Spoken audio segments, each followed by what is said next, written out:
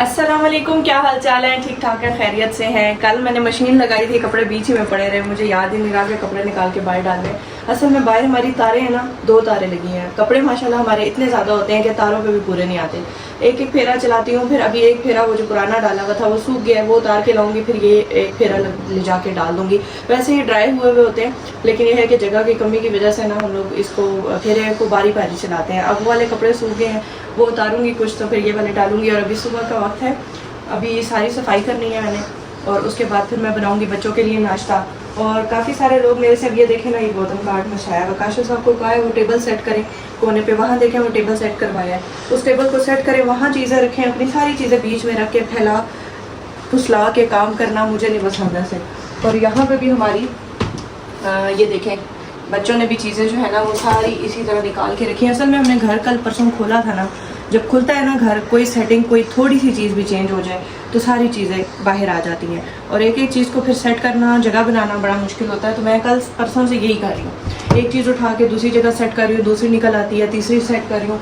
और फिर घर भी छोटा सा, इतना बड़ा घर नहीं है कि उसमें बंदा जो है ना कहीं पर भी किसी भी स्टोर रूम कोई बना ले या कुछ कर ले, तो हर चीज़ को सेट करना, मैनेज करना ज़रा मुश्किल हो जाता है।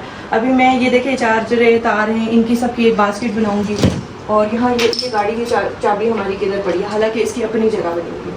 तो खैर ये सारी चीज़ें जो है ना साथ साथ गाइड भी करती हूँ इनको, और साथ साथ इनको कहती हूँ अपनी अपनी जगह पर रखा करें, ताकि घर फैला ना रहे ना। घर फैला रहता है हर वक्त, फिर चीज़ें नहीं मिलती हैं लोगों को। कहते हैं कि जी चीज़ फलानी चीज़ किधर चलेगी, फलानी। अब ये देखें काशिफ साहब की है ना, तो फिर ये टूटती है, 200 बार टूट चुकी है, इसको ऐसे ही फेंक के चले जाते हैं। तो अभी मैं ये सोफ़ा कवर के बारे में आपको बताने लगी थी। बहुत सारे कमेंट थे मुझे कि ये सोफ़ा कवर आपने कहाँ से लिए है, और मैं हर वीडियो में बता चुकी हूँ।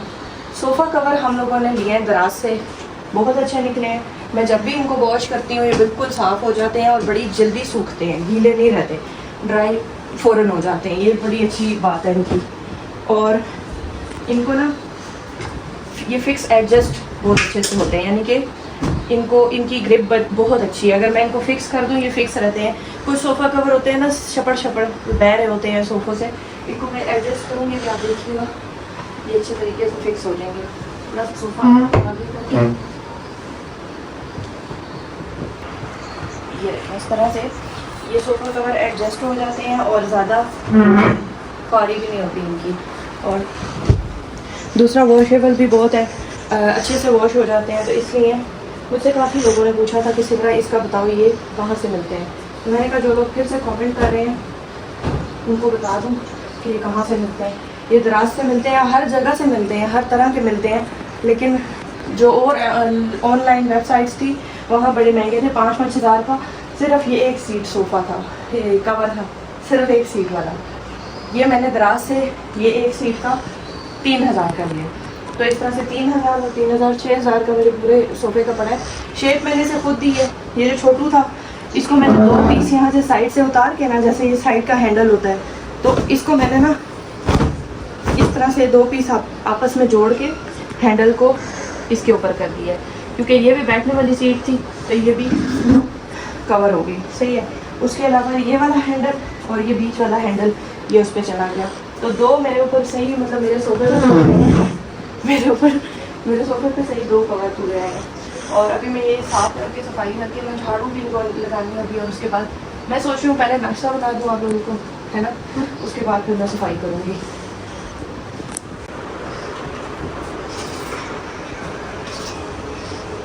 पहले दिन दूध ठीक था, दूसरे दिन भी ठीक था, तीसरे दिन भी ठीक था।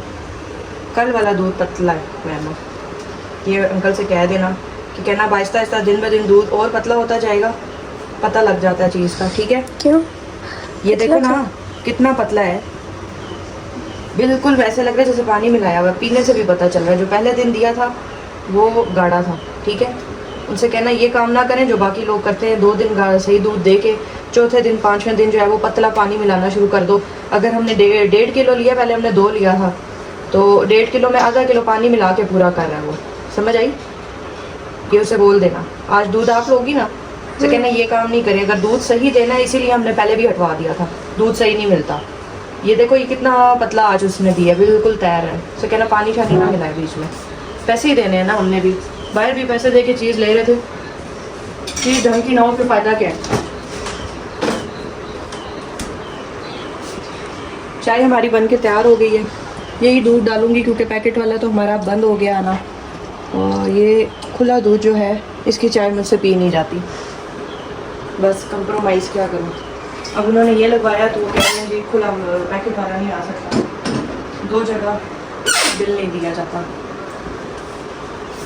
इसकी चाय बन जाती है, मैंने कभी बचपन से नहीं पी तो मुझे आदत नहीं है, मैं डब्बे वाली पीती रही हूँ, मुझे आदत नहीं है।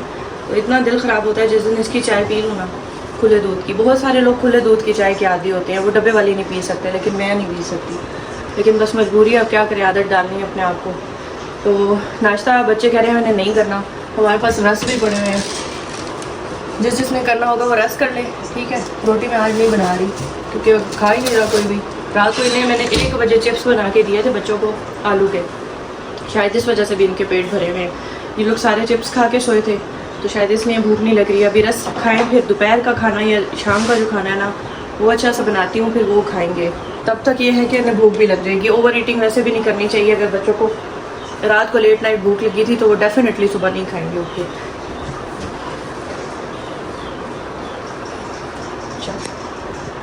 ओवरऑल मैंने सारी सफाई कर ली है, पोछा भी लगाया है, बस कपड़े उतार के लाई हूँ बाहर से। इस कमरे की भी सफाई हो गई है, बाहर भी जगह मैंने सारी धो ली है। और ये पौधे जो पड़े हुए हैं इनको मैंने पानी देना, ये पेंटें अभी मैंने ला के डाली हैं काशिफ की। ये इनको थोड़ा थोड़ा देती हूँ, ज़्यादा नहीं देती, और कभी कभी देती हूँ पानी। काफ़ी टाइम से इनको पानी नहीं दिया तो मैंने सोचा गर्मी ज़्यादा है, इनको अब पानी देते हैं। और इन्हें मैं नीचे उतार के पानी देती हूँ क्योंकि इनके नीचे से ना मिट्टी निकलती है, फिर वो लटक रहा होता है तो नीचे पानी जाता है यहाँ से, फिर मसले बनते हैं। तो इनको यहाँ रखती हूँ ताकि इनमें से पानी निकल जाए, मिट्टी निकल जाए, उसके बाद यहाँ से टांग देंगे इन्हें जब खुशक हो जाएगा इसका पानी। बाकी मौसम बहुत ज़्यादा गर्म हो रहा है और हवा चल रही है ठंडी ठंडी, लेकिन धूप बहुत ज़्यादा तेज़ है आज। मैट वगैरह भी सारे अंदर ले जाती हूँ। ये वाले मैट हमने यहाँ बिछाने हैं दरवाज़े के आगे ताकि नीचे से मिट्टी ना आए, और ये वाला यहाँ आ जाएगा, ये वाला ये यहाँ आ जाएगा।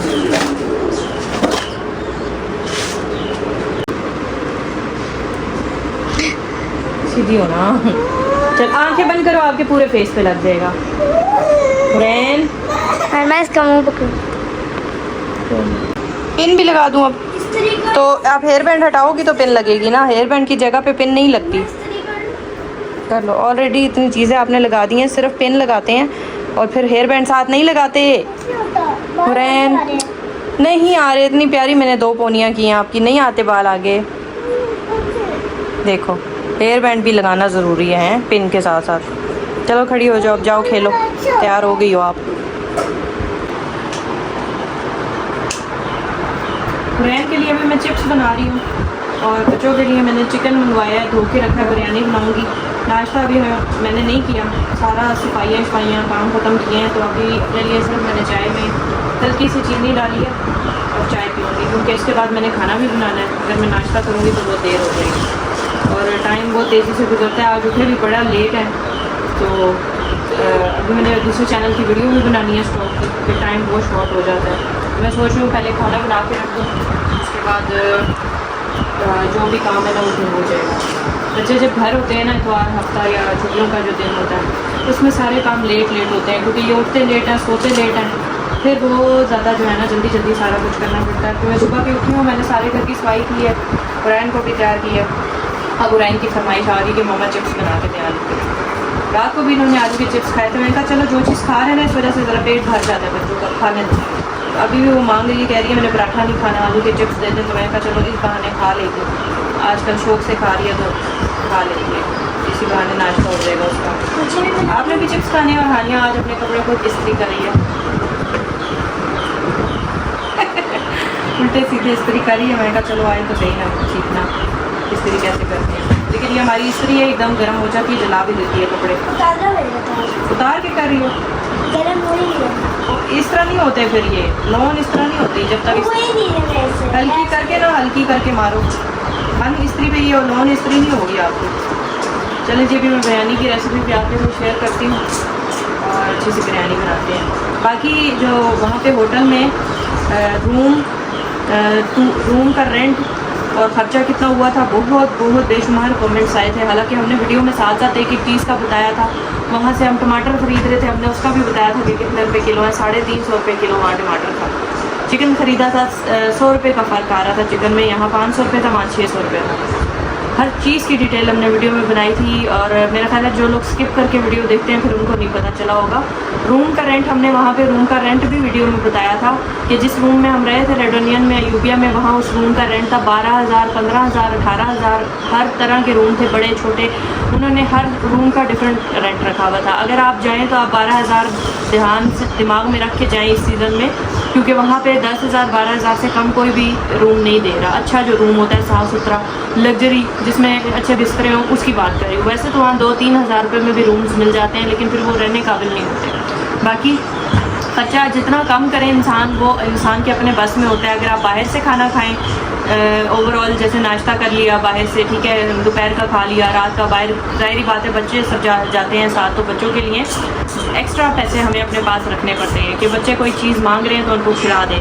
लेकिन उसके अलावा खाना हमने अपना बनाया था, ठीक है। नाश्ता भी हम लोगों ने ज़्यादातर अपना ही किया, 1-2 जगह से सिर्फ हमने नाश्ता किया था, चाय शाय पी थी।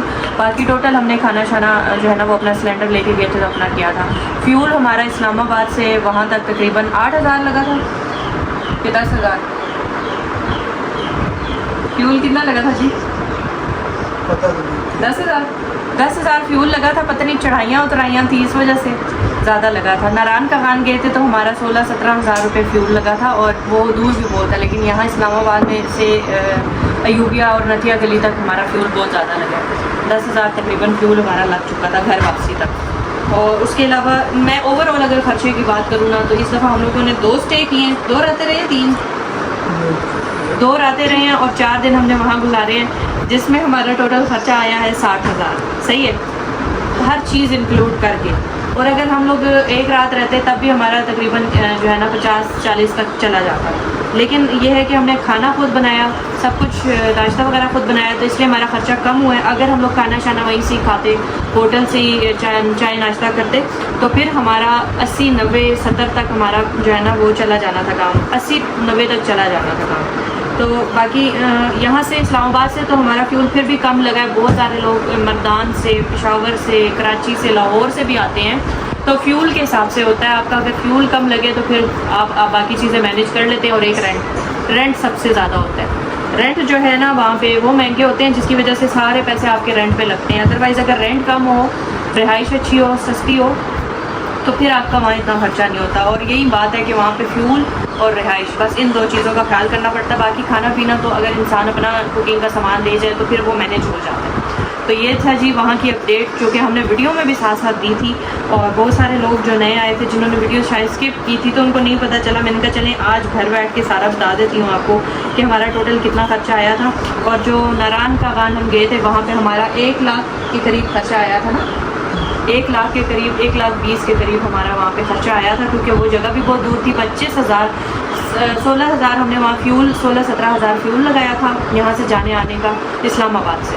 और उसमें हमारा जो गाड़ी में ऑयल चेंज हुआ था 8-9 हज़ार का, कि 8 हज़ार का ऑयल भी चेंज किया था हमने जाने से पहले। हमने सारी तैयारी की थी गाड़ी की कि गाड़ी को मसला ना हो, क्योंकि इलाका भी ऐसा है, हमें जगह भी नहीं, इतनी वीरानी जगह है, तो चीज़ें पूरी होनी चाहिए। बाकी वहाँ हम सिलेंडर नहीं लेके गए थे, खाना पीना हमने बाहर से ही किया था, क्योंकि हमें इतना नॉलेज नहीं था कि वहाँ पे महंगाई इतनी ज़्यादा है।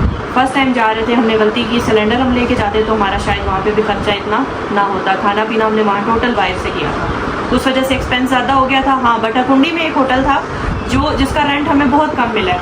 उन्होंने हमसे तकरीबन 6,000 एक रूम का रेंट उन्होंने मांगा था, बट वो हमारा ब्लॉग उन्होंने देखा था तो उन्होंने बोला कि आप ऐसे ही रह लें। लेकिन फिर भी हम लोगों ने उन्हें एक दिन का 3,000 रुपये रेंट, यानी कि 2 दिन के 6,000 रुपये हमने उन्हें दिए थे। 2 दिन हम वहाँ रहे थे बटाकुंडी में। वहाँ का रेंट हमें बटाकुंडी इन के नाम से है। जो भी वहाँ अगर कहीं जाए ना तो बटाकुंडी इन के नाम से वो रेस्टोरेंट है, शेख टिक्का के बिल्कुल सामने। वहाँ पे आप लोग सस्ते रूम ले सकते हैं और अच्छे साफ़ रूम होते हैं, वॉशरूम भी साफ़ होते हैं उसके, ठीक है। बाकी उसके सामने बिल्कुल इस तरफ शेख टिक्का के साथ हमने पता किया था, तो वही वैसे ही रूम थे, सब कुछ वैसा ही था, और वो लोग 10,000 रुपये रेंट, हमें 12,000 रुपये 3 बेड वाला रेंट बोल रहा था। तो बड़ा फ़र्क आया, वहाँ पे रेंट हमें कम मिल गया। और जहाँ पहले हमने फ़र्स्ट नाइट स्टे किया था तो वहाँ पे हमने 8,000 रुपये, क्योंकि बहुत रात को 1 बज गया था, हमें रूम नहीं मिल रहे थे, और वो जगह भी बड़ी खूबसूरत थी जहाँ पे हमें रूम मिला था, लेकिन वहाँ पे रेंट वो 10,000 बता रहे थे, हमने 8,000 बोल के वहाँ पे ले लिया था। तो रेंट्स बहुत हाई हैं, अभी भी कोई जाएगा तो रेंट्स बहुत ज़्यादा है। बट बटाकुंडी इन जो है ना, जहाँ पे हमने स्टे किया था 2 रातें, वहाँ पे आप रिजनेबल प्राइस में रह सकते हैं। उससे ज़रा और आगे जाएंगे अगर आप ना बाबूसर वाली साइड पे, तो वहाँ पे भी आपको रूम्स मिलेंगे, जो उससे भी आगे जाके एक जगह, वहाँ पे आपको बहुत ही सस्ते मिल जाएंगे। बट ये है कि जो अच्छी लोकेशन है ना, जहाँ पे आप व्यू एंजॉय कर सकते हैं, वो बटाकुंडी इन वाला है। तो जी, मैंने अपने पुराने और अगले पिछले नए पुराने सारे टूर का अपडेट आपको दे दिया। और शहद भी मैं आपको दिखाऊंगी, जो हम नारायण से लाए थे।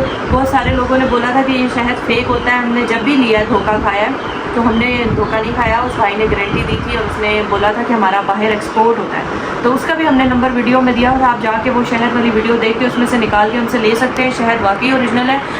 1.5 महीना हो गया फ्रिज में रखा हुआ है चेक करने के लिए कि ये जमता है या नहीं, और वो वाकई नहीं जमा। मैं आपको दिखाऊंगी। कुरैन के लिए मैंने चिप्स बनाए हैं। मैं ये पहले इस पर चाट मसाला हल्का सा डालूंगी, तो फ्राई नहीं आलू किए? ना थोड़े से मीठे आए हैं, तो उसके बाद इस तरह से डाल के बना के दो ना इन्हें चिप्स, तो ये खा लेते हैं। उसके बाद केचप थोड़ा सा डालूंगी। मेरे ना डालना चाट मसाला, ठीक है? नहीं बनाए? में खा लूँ, मैंने एक ही प्लेट में कर दिया, दोनों के अलग अलग कर दो। अलग अलग कर दें। और चाट मसाला में नीचे नीचे से चिप्स देना। चाट मसाला केचप के साथ नहीं मज़े का लगता।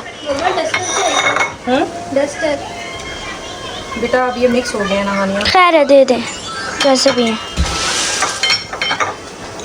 ठीक हो गया। थोड़ी सी बिरयानी भी बन रही है, फिर आप वो खा लेना, ठीक है। एक और दे दें बस बस बस। उसके बाद ये चाट, ये डालूँ आपको? मुझे भी डाल दें, और मायोनीज। निकल के मेरा मायोनीज मायोनीज भी डालना लगता है इसमें। मोशन लगे हैं, लगता है इसमें ना खत्म हो गया। मम्मा डस्टर किधर है? और इसके बाद ये आ गया जी मायोनीज। ये लो, मायोनीज में भी ऐसा हो जाए। नहीं, इसमें नहीं होता, ये अभी फुल है, भरा हुआ है। ये लो। केचप उधर से थोड़ा सा डाल देंगी। केचप उधर से थोड़ा सा डाला है, डाला है। हाँ, सब कुछ। मम्मा पापा का मोबाइल दिया, थोड़ा सा और मसाला डाल दो। मम्मा जी, मुझे यहाँ से केचप डाल देंगी? केचप भी डाल दूँ आप? जी, मैं केचप बहुत कम डाला है, मुझे केचप अच्छा लगता है। इनके नहीं मुकते रोले रखते, ये डाल दें, वो डाल दें, वो डाल दें, उसमें से निकल ही नहीं रहा, तो क्या करें? नहीं, दूसरा डाल देना, उधर भी पड़ा निकल है, थोड़ा सा झाड़ना पड़ता है, ठीक है। है। चलो, ये हानिया का, हुरैन का है। हुरैन का। ये लो मैडम, आपके साथ कांटा भी दे दूँ, और ये हानिया का। Thank you. आप लोगों ने 4 बजे आज स्टेशन जाना है, जी वापस आओगे तो बिरयानी बनी हुई होगी। ठीक है।